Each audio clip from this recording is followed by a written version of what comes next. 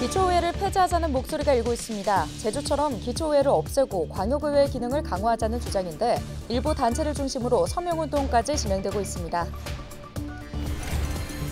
지난해 강원도 내에서 산불 40건이 발생한 반면 올해는 산불이 15건으로 줄었습니다. 봄비가 자주 내렸기 때문인데 실제 강릉 지역 건조특보 발령 일수도 전년보다 60% 이상 줄었습니다. 이상기후로 인해 멸종 위기에 놓인 산행의 보호를 위해 먹이주기 등 적극적인 보호 대책을 두고 논란입니다. 일각에서는 사람의 개입이 생태계를 교란할 수 있다는 주장입니다. 원주시청 공무원 노동조합이 원주시의 다면평가 폐지와 관련해 도감사위원회에 재감사를 요구했습니다.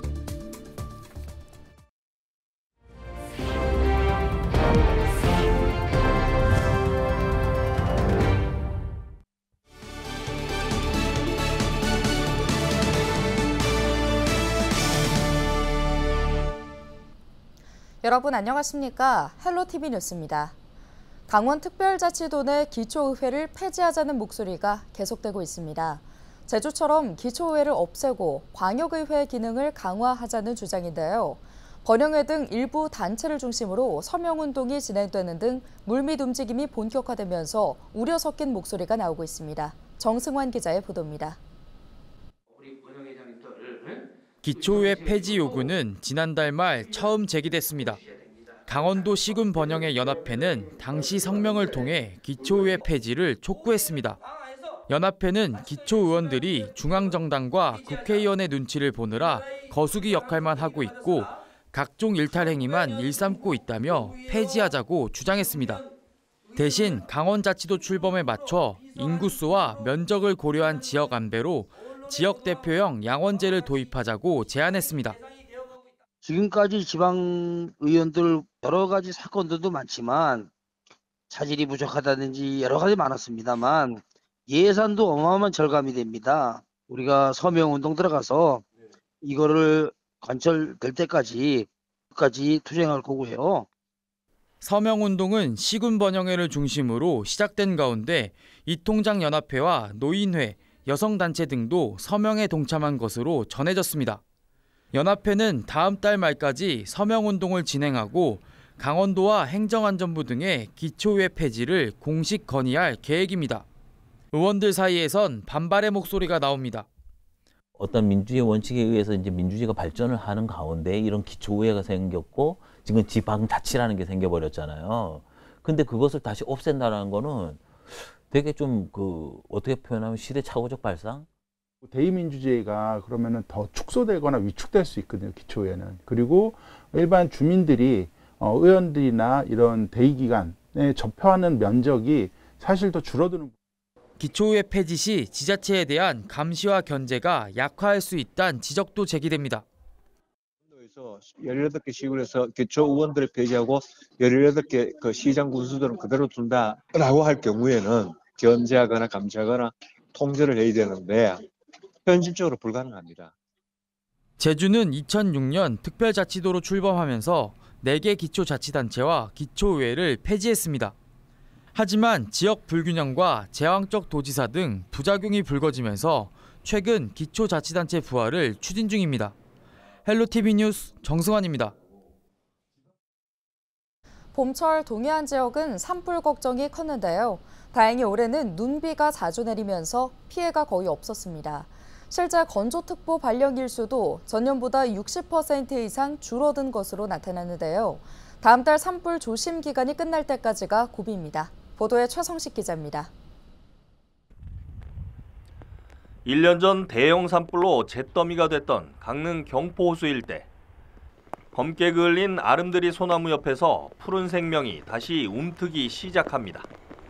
단비가 내리자 희고 붉은 봄꽃들은 싱그러움을 더합니다. 모처럼 나들이에 나선 관광객들도 봄비를 반깁니다. 다른 때보다는 강릉이 좀 더 이렇게 들떠 있었던 그전에 왔었던 강릉은 들떠 있었다라면 오늘은 강릉에 대해서 차분히 알고 가는, 날씨 탓인지 차분히 알고 가는 그런 느낌입니다. 전날부터 내리기 시작한 비는 24일 오후까지 설악산에 29mm를 뿌렸고 대관령 13, 강릉 10mm 등의 강수량을 기록했습니다. 메말랐던 야산과 들녘이 촉촉히 젖을 정도로 비가 내렸습니다. 이처럼 올해 잦은 봄비가 대형 산불 예방에 톡톡한 효자 노릇을 하고 있습니다. 강릉 지역 건조특보 발령 일수를 보면 2022년에는 1월부터 4월까지 72일 동안 건조특보가 내려졌는데 동해안을 휩쓴 울진 삼척 산불이 3월에 났습니다. 지난해 같은 기간 건조특보 발령 일수는 77일로 늘었는데 4월에는 강릉 경포 일대를 잿더미로 만든 대형 산불이 발생했습니다. 반면에 올해는 1월과 3월에만 건조특보가 내려졌고 전체 발령 일수도 24일에 불과했습니다. 최근 3년 동안 건조특보 발령 일수를 비교해보면 올해는 60% 이상 줄어든 겁니다. 늦겨울부터 이른 봄까지 한반도 남쪽에서 습한 바람이 자주 유입되면서 강수가 많았기 때문입니다. 실제 지난해 1월부터 4월 사이에 강원도 내에서 산불 40건이 발생해 산림 226헥타르가 불탔지만 올해는 같은 기간 작은 산불 15건이 전부였고 피해 면적도 6.4헥타르에 불과했습니다. 하지만 봄철 동해안에 부는 건조한 바람, 이른바 양간지풍이 불면 언제든 대형 산불이 발생할 수 있습니다. 최근에 기상이 좀 양호하지만 현재로서는 5월 15일까지 산불 조심 기간 동안만큼은 예측할 수 없는 상황입니다. 그래서 도민 여러분께서는 산불 상황 종료 시까지 산불 발생 금지에 적극적으로 협조해 주시기 바랍니다. 다음 달에는 이동성 고기압의 영향을 받으며 평년보다 기온이 높고 일교차가 큰 날씨가 이어질 전망입니다. 기압고를 영향을 받을 때가 있어 강수량은 평년과 비슷하거나 많을 확률이 각각 40%로 전망하고 있습니다. 전국 단위 선거가 있는 짝수에 대형 산불이 난다는 속설이 올해는 동해안 지역을 비켜갈지 주목됩니다. 헬로티비 뉴스 최성식입니다. 원주시청 공무원 노동조합이 24일 원주시의 다면평가 폐지와 관련해 도감사위원회에 재감사를 요구했습니다. 노조는 2024년 원주시 인사운영계획에 다면평가 폐지를 명시하고 상위법령 우선 적용을 적시한 사실에 따라 1년간 유예기간을 갖지 않았다고 지적했습니다. 노조의 재감사 요구를 받아들이지 않을 경우 도감사위원회 상대로 직권 남용과 직무 유기 등의 이유로 법적 책임을 묻겠다며 강경한 입장을 보이고 있습니다.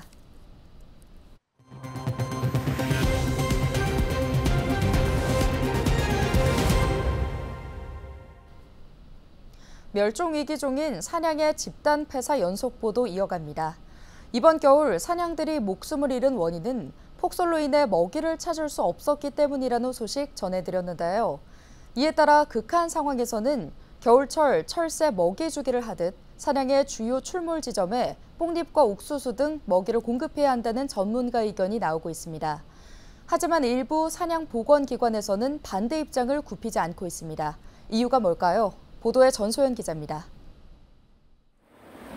지난 겨울 전체 사냥의 3분의 1 이상이 사라졌습니다.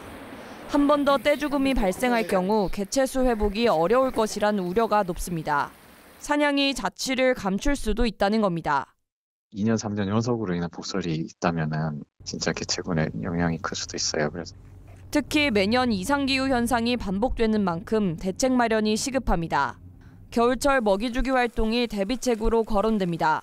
폭설 등으로 인한 극한 상황에서는 현재 사냥보호협회나 시민단체에서 일부 시행하고 있는 먹이주기를 국립공원공단까지 확대해야 한다는 지적이 나옵니다.